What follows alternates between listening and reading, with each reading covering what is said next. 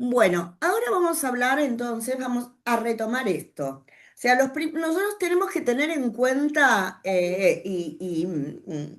y tomar en cuenta que las personas desde su concepción, así lo dice la Constitución, nuestra Constitución Nacional, ahora sí, hablando desde nuestro país, que ratificó la Convención Internacional de Derechos del Niño, desde la concepción hasta que uno parte, hasta la muerte, nosotros somos sujetos de derecho.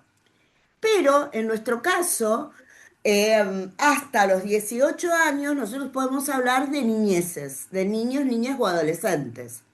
En el caso de esta materia particular, de la materia de este curso, tiene su foco en la primera infancia. Y la primera infancia nosotros la entendemos como un periodo de desarrollo que se da entre también la concepción o los 0 años de edad hasta los 6 años como un promedio, pudiendo tener una, digamos, una frágil que se muteó. Ahí, Rob, ahí está.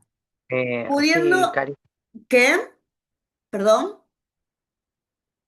aunque tenía alguien abierto el el, micrófono, por el- eso. el micrófono, pudiendo ser, tanto UNICEF dice, tomemos un margen, porque no es que es así, entre los 5 y los 8 años, o sea, de la concepción, 5 o 8 años, estamos hablando del primer desarrollo de la primera infancia del niño.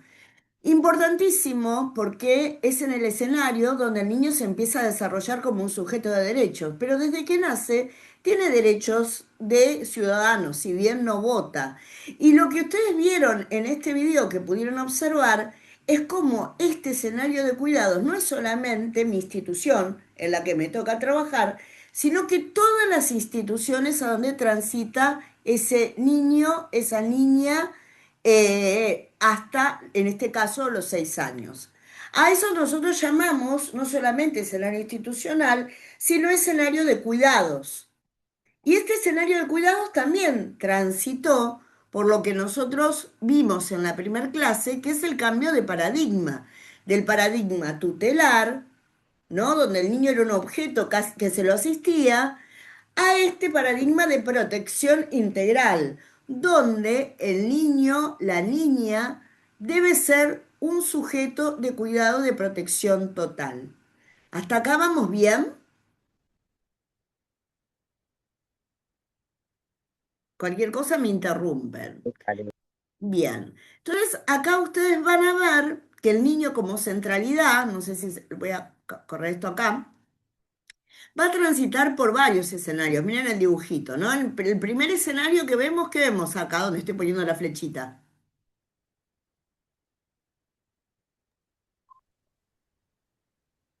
¿Qué? ¿Se está grabando o no? Sí, sí, perfecto. No sé si se está viendo. Ahí, No, Cambio de imagen, ¿se ve?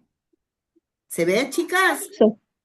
Sí. sí, Sí, Ah, bueno. Acá vemos la primera imagen como una familia, la otra imagen como el barrio, el contexto donde viene ese niño. Y el contexto sí que es determinante, claramente, porque un niño tiene una identidad barrial. La primera identidad que tiene es el barrio donde convive. Y segundo, esto, que bueno, algunos refieren a la justicia, pero todas las instituciones donde el niño transita. Puede ser la justicia, la escuela, el centro sanitario.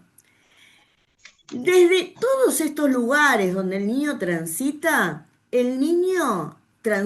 un escenario que debe estar atravesado por la protección integral. Por eso nosotros decimos que cada institución donde esta niñez transita, donde esta infancia transita, son escenarios de cuidado integral por toda la sociedad. ¿Eh? Entonces, las infancias son un sujeto de derecho y un sujeto de protección integral. Recuerden que en la anterior clase nosotros vimos a los escenarios de los efectores comunitarios como este puente, ¿no? Donde se pasaba del viejo paradigma al nuevo paradigma y donde el niño era oído o debería ser oído. Nosotros decimos que vamos a intentar recrear en estas clases que nos toca compartir un pequeño manual visual para todos los efectores comunitarios o sociocomunitarios hacia el modelo de cuidado integral. Pero no solamente el modelo de cuidado integral, sino entendiendo que hoy la sociedad cambió y el niño tiene un espacio multidimensional.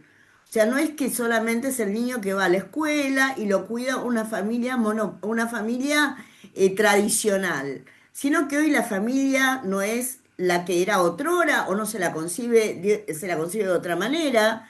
Cambió el concepto de institución y, por ejemplo, tenemos contextos distintos que el niño atraviesa, como el contexto digital, que antes no lo teníamos en cuenta. El efector comunitario debe tener en cuenta siempre el peso de que el peso de las palabras que nosotros tenemos va a va a definir nuestras prácticas. Nosotros no podemos hablar ni de menores, ni de tratarlos como objeto de tutela, ni de cuidarlos, ni de asistirlos en el peligro, ni solamente como un expediente judicial o como alguien que está judicializado, sino que se tiene que entender que el niño o la niñez es sujeto de derecho, es sujeto de voz propia y también va a pertenecer a una comunidad que le va a dar una impronta y un desarrollo en el marco de la cultura que lo va a definir. El niño que nace en el conurbano va a tener una impronta diferente, qué sé yo, el niño que nace en Ushuaia. Capaz ambos nacen en barrios que puedan llegar a tener alguna carencia o no, ¿no? Pero esa impronta y esa cuestión cultural lo va a atravesar por este lugar a donde nosotros vemos que se desarrolla el niño. Y nosotros tenemos que tener muchísimo cuidado en cómo trabajamos este escenario cuando nosotros hablamos de niños y nunca jamás decir menor. En el escenario comunitario, sociocomunitario, nuestro rol ha evolucionado y todavía está en transformación. Los espacios sociocomunitarios para atención de las infancias. Vos, Jimena, ¿dónde trabajás? Jimena, Rocío, ¿a dónde trabajan? Hola, ¿cómo estás, Cari? ¿Cómo Yo están? soy de La Ferrere y Bien, trabajé menos de un mes en un jardín comunitario de acá de mi zona, bien. pero todavía no estoy recibida, así que, bueno, renuncié por temas personales y, bueno, quiero formarme bien para poder arrancar bien el próximo año.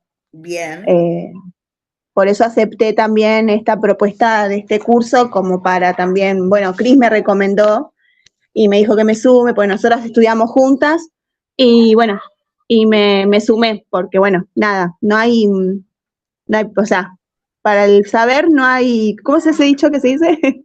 para saber no No hay hay lugar ni espacio, tiempo. No hay... eso, así que bueno, estoy para acá, para aprender. Bien. ¿Y Rocío por ahí o Cris? ¿A dónde trabajan? Bueno, yo también como Jime, somos estudiantes, ya muy Ah, pronto estamos. prontas a recibirse.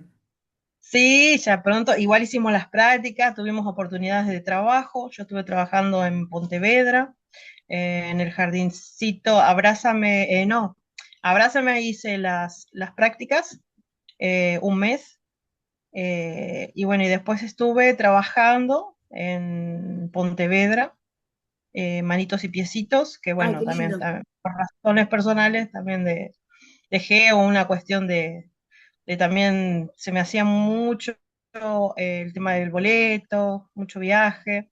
Me ofrecieron también para otro jardín en Barrio Arcoíris, la cual tenía 3 colectivos también. Se me hacía mucho trasmano. Entonces, bueno, lo importante es formarse, capacitarse y bueno, ya después de Bueno, una vez recibido, traten de aprovechar muchísimo esta formación que es virtual, que si bien consume datos o si están en la casa, bueno, pueden usar la internet hogareña porque no siempre es tan sencillo y hoy el boleto cuesta. claro. Mucho. En mi caso trabajé antes de recibirme en varios hogares asistenciales. Bueno, yo soy técnica, yo soy maestra. profesora en enseñanza primaria. Y después técnica en minoría de familia, después abogada. Cuando me tocó trabajar en hogares, todavía estábamos en medio de este cambio de paradigma que ustedes lo van a ver y seguramente si les tocó a Jime, a Cris, a Rocío que estaba por ahí o a los demás, no sé si alguien quiere comentarlo, si a ustedes les tocó trabajar, van a ver que todavía van a haber efectores comunitarios, ya sea en su rol de docente, en su rol de cuidador, efectores comunitarios que están en el anterior paradigma, ¿no? Cuando ven que un niño llora, en vez de tratar de asignarle una pregunta a ese llanto, directamente no le prestes atención porque está encaprichado.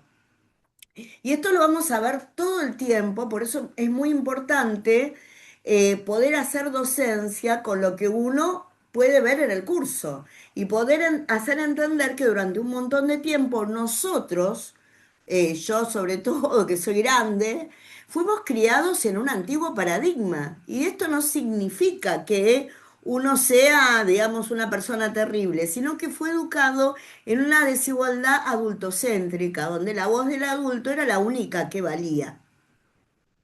Entonces, las instituciones y las guarderías tenían este modelo asistencialista. Voy, dejo al niño en determinado lugar, lo cuido, ¿no? Y el objetivo era resguardar físicamente, vigilar que no le pase nada y capaz que alimentarlo.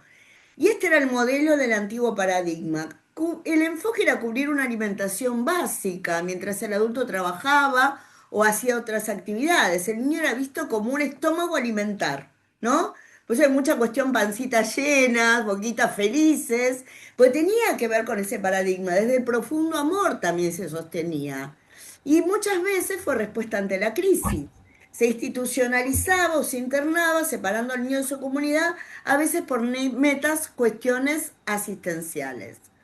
El niño no tenía voz en las decisiones.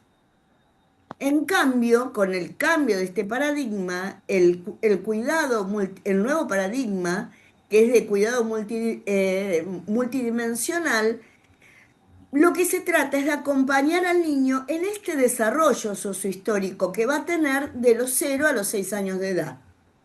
Acompañarlo en las etapas evolutivas que ya vamos a ver que transitan, ¿no? Entonces van a tener salas de no ambulantes, de deambulantes. Van a ver que se va a separar por cómo empiezan a tener ese lenguaje egocéntrico, porque hablan solos, cómo se comunican. Entonces, acompañar el desarrollo histórico, social y vincular. Yo recuerdo que en el manual del alumno bonaerense con el que estudié, que primer grado, hace 1000 años, hace muchos años atrás, tenía, por ejemplo, medios de transporte y estaba el subte. Yo, claro, una niña del conurbano que estudiaba en las 5 en una escuela pública, no sabía que era un subte como medio de comunicación, ¿no? Y si nosotros vamos ¿por qué? Porque lo que me estaban enseñando no se adaptaba a mi realidad sociohistórica. Entonces, lo importante es de entender que donde está la institución que pertenece a ese niño, el barrio tiene una comunidad, con una historia, con una virgen que capaz que es diferente a la Virgen de Luján, y tienen la festividad si son de una comunidad diferentes a las que nosotros tenemos, y que deben respetarse porque eso forma parte de la realidad sociohistórica del pibe. Entender que la nutrición, la salud emocional, el juego y el aprendizaje ocurren en simultáneo. Cuando yo le acerco a un pibe un plato de comida, un niñito, un plato de comida, quizás es en el único momento que ese niño puede ser asistido, ¿no? Y también aprende a compartir con un otro, aprende a esperar la comida, aprende a agarrar la cuchara. Cuando juega está aprendiendo acerca del mundo. Todo eso ocurre capaz que en el momento que el nene toma el té con leche o la leche con las galletitas. Es simultáneo, es pedagógico y es integral. El cuidado entonces es un hecho político, social y comunitario. Ustedes van a ser efectores comunitarios.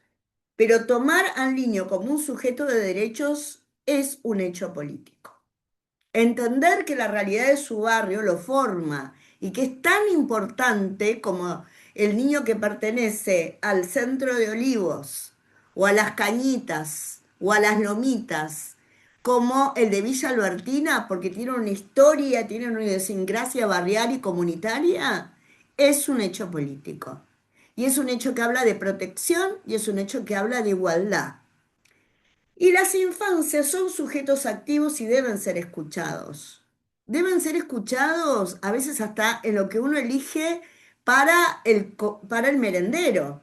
Porque hay comunidades que, por ejemplo, en Numancia, que tenemos una gran comunidad boliviana de la nacionalidad boliviana, que son verduleros, los papás nos donan la verdura y están acostumbrados a comer buñuelitos de acelga que están buenísimos, y hay unos buñuelitos que lo hacen con la hoja de la radicheta, ¿no? O comidas que son particulares. O en el Olimpo te dan una pata de cerdo que a mí me cae como una patada al hígado, pues ya soy una señora muy mayor, que se comen y ellas la comen esa pata de cerdo como si fuera un manjar y en determinadas fechas. Eso es escuchar comunidad.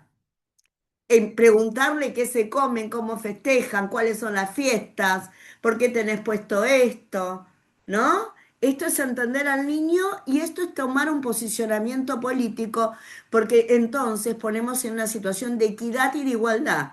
No hay niños mejores ni peores, son todos niños. Lo que sí, a veces estamos nosotros en situaciones a donde para que haya equidad tenemos que aportar más porque hay alta vulneración de derechos en nuestras infancias. Hay 4 dimensiones del desarrollo integral que son importantes que ustedes conozcan. Hay una dimensión cognitiva y expresiva, que es el acceso a la educación, el estímulo, la curiosidad, el pensamiento crítico, la exploración libre. Y esto lo ponemos en un niño de 0 a 6 años. Y lo podemos resumir que el niño aprende mientras juega. O sea, nosotros podemos decir dimensión cognitiva y expresiva al garabato que el niño hace en un papel, que no es un garabato. Es su modo científico de entender el mundo. Es su forma particular de entender lo que está sucediendo. Es la forma de incorporar conocimiento. Y sobre ese dibujo, sobre ese garabato, sobre ese monigote, de acuerdo a la época, o de aquellos dedos que te van a poner o los sellos de papa que le van a hacer al pibe, la narrativa que cuenta el niño con las palabras que empieza a tener, hablan de su lenguaje, su expresión oral, pero también de su historia de vida. El niño va a dibujar lo que le acontece y conoce el mundo desde ese dibujo, desde ese juego. Esa es la forma de entender la dimensión cognitiva y expresiva. No un manualcito. Cuando el pibe encastra figuras, está aprendiendo el mundo, está incorporando la primer patita de la última parte del desarrollo, va a ser un pensamiento abstracto. Está entendiendo con el monigote cuando aparecen las manos, que ya se puede comunicar de otra manera con el otro, ¿no? Cuando pasa al renacuajo al monigote, cuando pasa del sello al renacuajo, del renacuajo al monigote, son todos conocimientos científicos que el pibe empieza a incorporar y son expresiones que tienen alto peso en su desarrollo emocional. Entonces siempre a lo que producen hay que preguntarle, ¡qué belleza! ¿Qué es esto? Que decime, ¡qué bueno! ¡Ay, mira, es tu barrio! Dibujamos el barrio, ¿qué estás dibujando? Y ahí empieza el niño a preguntarse sobre sus conocimientos, que son un montón. Porque si nosotros tenemos que mirar para atrás, porque el adulto siempre subestima, lo que aprende un pibe de 0 a 6 años es todo. ¿No?